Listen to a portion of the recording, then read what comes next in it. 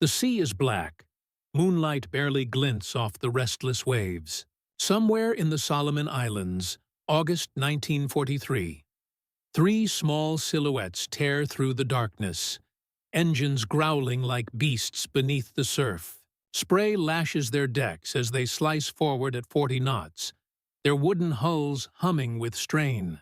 Men crouch low behind gun mounts, eyes fixed on the horizon, waiting. Ahead, the enemy convoy moves. Slow, powerful, unaware. Japanese destroyers and supply ships crawl along the dark corridor known as the slot, their wakes glowing faintly in the starlight. Each destroyer bristles with firepower, guns that could rip a PT boat apart with a single burst. But these American boats do not turn away. Their commanders signal brief flashes of light, gone in an instant. Engines roar. The night explodes. Tracer rounds streak across the waves like fiery threads. Torpedoes launch with a hiss, their wakes glowing white. A moment later, thunder. Flames rise against the horizon, reflecting off the sea like molten glass.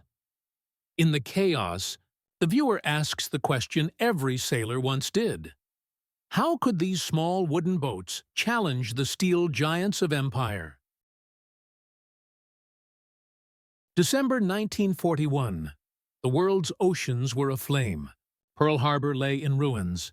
Battleships that once symbolized American naval dominance now rested at the bottom of the harbor, their twisted steel still smoking beneath the Hawaiian sun.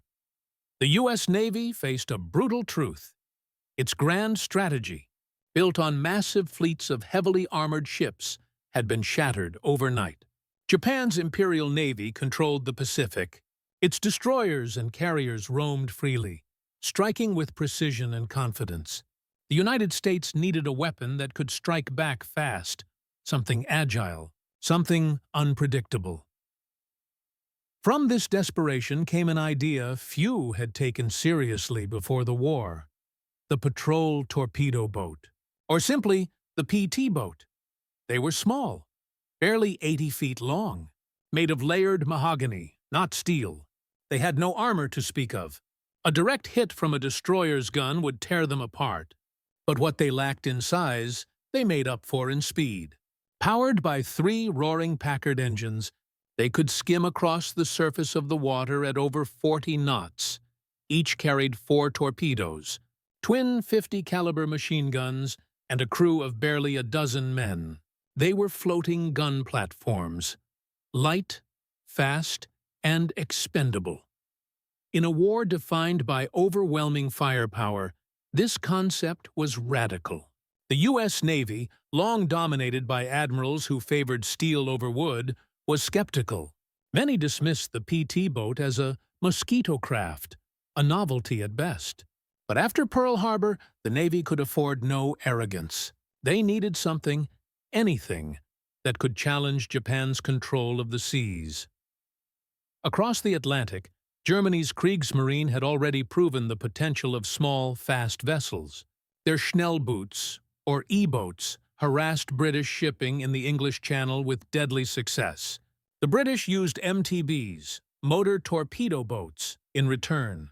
The idea was simple: strike fast, strike hard, and vanish into the night. Now it was America's turn to adapt. Factories along the U.S. coast began producing PT boats in numbers. The most successful design came from Elco, Electric Launch Company of Bayonne, New Jersey, whose 80-foot boats became the standard of the fleet. The Navy began assembling PT squadrons across the Pacific, preparing for a new kind of warfare. Not in open seas, but in narrow channels, hidden coves, and moonlit bays. The age of massive steel battleships had met its smallest challenger, made of wood, powered by courage, and ready to race into the darkness. By early 1942, the PT boats began to find their place, not in grand fleet engagements, but in the forgotten corners of the Pacific and Mediterranean. The Solomon Islands, New Guinea, and later the Philippines became their hunting grounds. Here, narrow straits and shallow waters neutralized the advantage of massive warships. The enemy's destroyers could not maneuver freely, and aircraft patrols were limited by weather and darkness. It was in these isolated, treacherous waters that the PT boats became a weapon of choice. In the Solomons, they struck at Japanese supply barges trying to reinforce Guadalcanal under the cover of night. The Tokyo Express, the nickname given to Japan's nightly resupply missions, found itself under constant harassment. PT boats would lie in ambush, engines silent, radar operators scanning the dark horizon. When the targets appeared, they would burst forward at top speed, fire their torpedoes, and disappear into the black waves before enemy gunners could respond. Meanwhile, in the Mediterranean, PTs faced another kind of challenge: the German E-boats. These Schnellboots were sleek, steel-built, and deadly. Armed with torpedoes and rapid-firing guns, they dominated the Channel and the Aegean. The encounters between American PTs and German E-boats became a race of engineering and nerve. Wood versus steel, gasoline versus diesel, speed versus endurance. Early missions were often chaotic. The Navy was still learning how to use these boats effectively. Torpedo malfunctions plagued the early models, and the crews faced skepticism from higher command. Many officers still believed that only destroyers and cruisers could win naval battles. But field reports told a different story. At Tulagi, Mindoro, and New Georgia, PTs began scoring hits that far outweighed their cost. They sank supply barges, disabled landing craft, and forced the Japanese Navy to reroute convoys through more dangerous channels. The psychological impact was immense. Even when they didn't sink ships, their presence created fear. The Japanese soon called them devil boats. The Mediterranean campaigns mirrored this success on another front. PT squadrons supported Allied invasions in Sicily, Salerno, and Anzio, darting between larger ships, rescuing downed pilots, and attacking Axis convoys. Their speed and versatility made them indispensable during night operations, where radar and intuition ruled the sea. By the end of 1943, the PT fleet had transformed from an experiment. The human angle life aboard a PT boat was a constant dance between exhaustion and adrenaline. 12 men, packed into a space barely the length of a tennis court, shared everything: the air, the danger, and the silence between missions. The sea never slept, and neither did they. There was no luxury, no separation of rank. Officers and enlisted men worked shoulder to shoulder, scraping salt from decks, repairing engines, cleaning guns, or boiling coffee on tiny stoves. Every sound carried weight: the whine of engines, the slap of waves, the distant thunder of destroyer guns. At night, the boats came alive. Engines growled, the hull trembled, and men moved like shadows. Orders were whispered, not shouted. Each mission meant hours of tension followed by seconds of chaos. When tracer fire erupted or a shell landed nearby, instinct took over. No one thought of medals or glory, only survival. Camaraderie was everything. Each man knew the other's habits, fears, and quirks.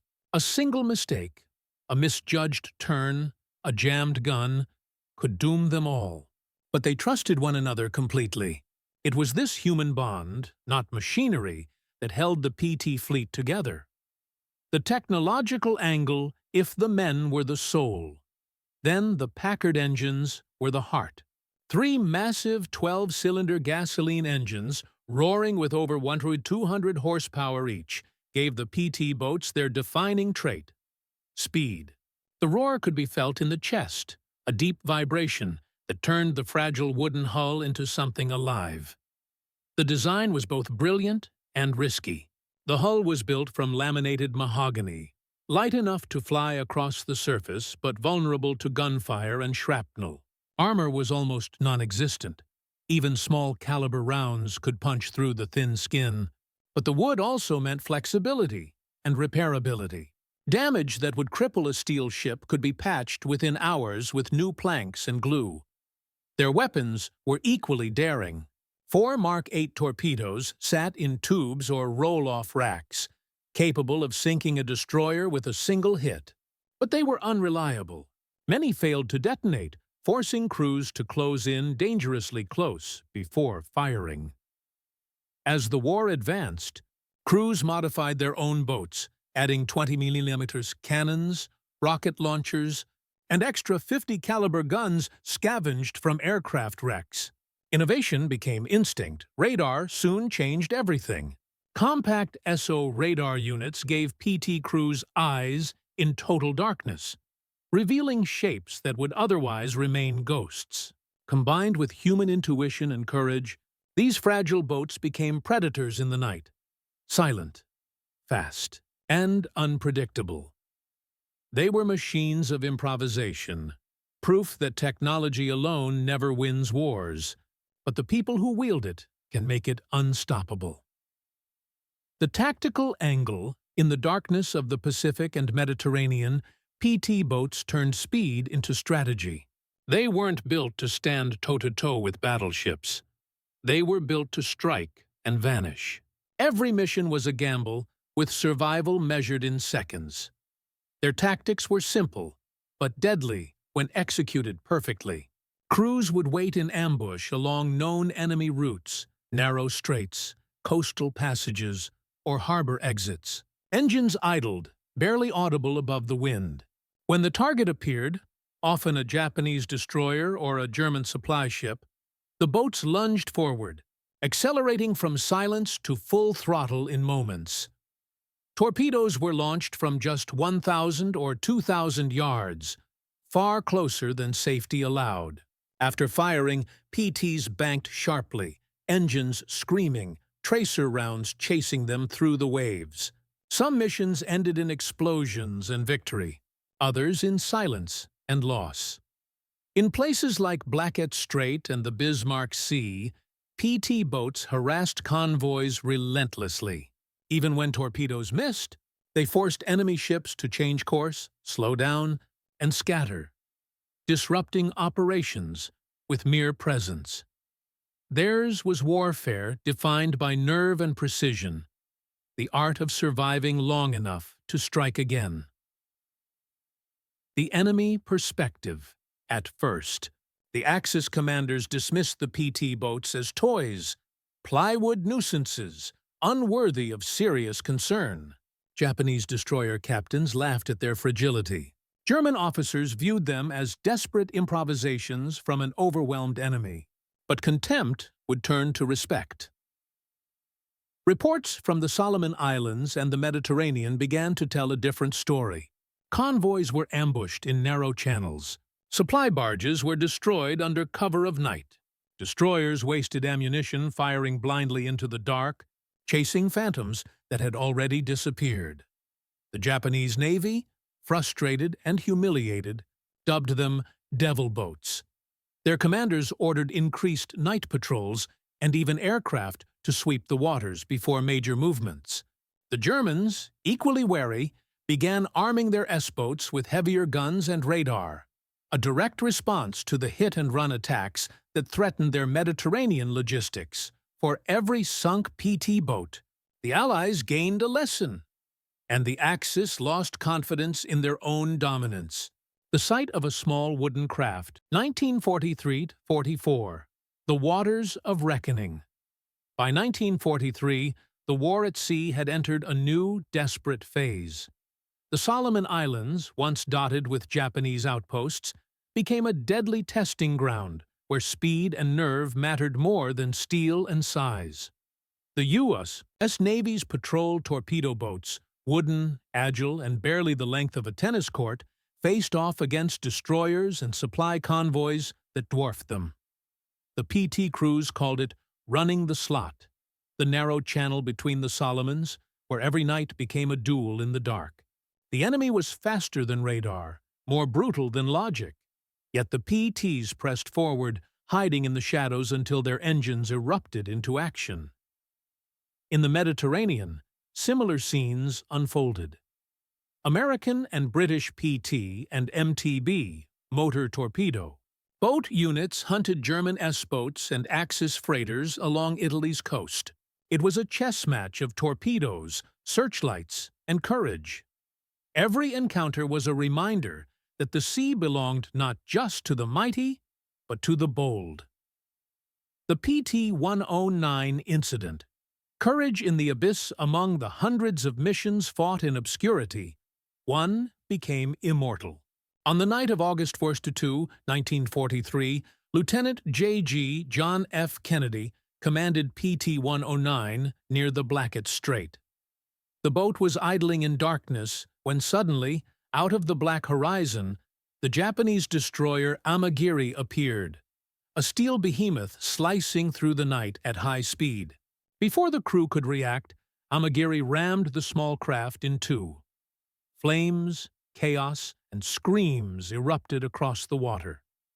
2 men were killed instantly. The survivors clung to the wreckage as the destroyer vanished back into the dark. Kennedy, despite back injuries, took charge. For hours, he swam through shark-infested waters, towing an injured crewman by his life jacket strap, gripped between his teeth. He led the remaining men to a tiny island, surviving for 6 days before signaling rescue with a carved coconut message delivered by islanders. PT-109 became more than a tragedy. It was a story of human endurance and leadership under fire. It symbolized what the PT fleet stood for: courage beyond reason, hope beyond survival. The PT-59 conversions, evolution born of necessity after. The loss of PT-109, Kennedy returned to command another vessel, PT-59, which had been refitted into a gunboat. The change represented a critical evolution in PT tactics. The Navy realized that the torpedoes, while powerful, were often unreliable and hard to aim in rough seas. So they began converting older boats into gun-heavy craft capable of attacking barges, small ships, and coastal positions directly. PT-59 and her sisters bristled with twin 50-caliber machine guns, 20mm cannons, and even 40mm Bofors guns. These conversions turned the fragile torpedo boats into floating predators, smaller than destroyers, but now capable of engaging targets in close quarters with devastating firepower. This tactical shift reflected a broader truth. The PT fleet was learning faster than the enemy could adapt. Every night, engagement brought new lessons, new modifications, and new tactics. Wooden hulls and roaring Packard engines became the instruments of innovation. By late 1944, the PT boats had carved a legacy across oceans, from the black waters of the Solomons to the coasts of Italy and the Philippines. They were no longer experimental, they were essential. Transition, but their legend was only half written. For the most defining moments, the nights when wooden boats faced destroyers under a sky of fire, were yet to come. The night the wooden boats fought destroyers, battles where speed met chaos, and courage defied logic. The night the wooden boats fought destroyers, it was a night like countless others: black skies, restless seas, and the eerie hum of engines muffled to avoid detection. But this night, deep in the New Georgia Sound, the slot would become a testament to sheer audacity. A formation of Japanese destroyers, nicknamed the Tokyo Express, was racing through the darkness to deliver supplies to beleaguered island garrisons.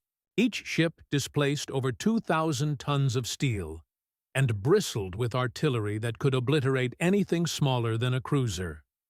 And against them, a handful of American PT boats, wooden, open-decked, and scarcely visible on radar. The PT crews waited silently, eyes straining in the dark. Suddenly, radar picked up movement. The order came, "Engines ahead full." The roar of the Packard Vi-12s shattered the silence, as three PT boats shot forward, their wakes glowing white under the moon. Within seconds, searchlights snapped on, blinding, searing, followed by the thunder of 5-inch guns. Tracer rounds slashed through the blackness, carving fiery lines into the night. The PTs zigzagged at over 40 knots, torpedoes streaming from their launch tubes into the chaos. Some missed, others struck true, explosions tearing water and flames skyward. One PT boat vanished in a flash of orange fire. Another, hit in the stern, burned furiously but kept firing until its ammunition cooked off. The sea became an inferno, a duel between courage and inevitability. When the guns finally went silent, and the Pacific calmed from its years of fury, the numbers told only part of the story. Out of roughly 530 PT boats built during the war, more than 60 were lost in combat. Hundreds of crewmen perished, often in flames or deep beneath the black water they once ruled. Yet, the statistics could never capture the sheer defiance that defined them. In post-battle analyses, naval strategists were divided.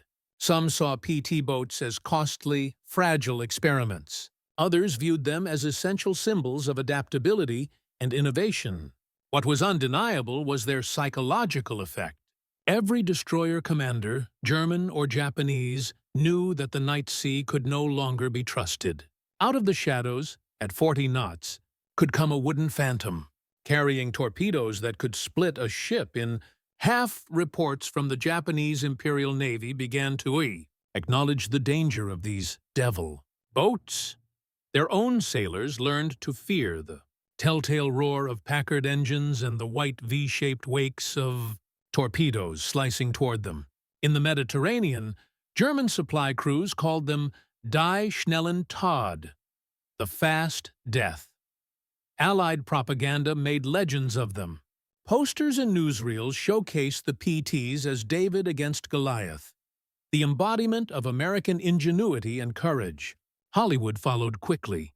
Films like They Were Expendable and PT-109 immortalized their exploits, turning small boat captains into household names. But behind the glory lay a sobering truth. Their success ratios were modest. Many torpedoes missed, many missions ended without results. What mattered was not destruction, but disruption.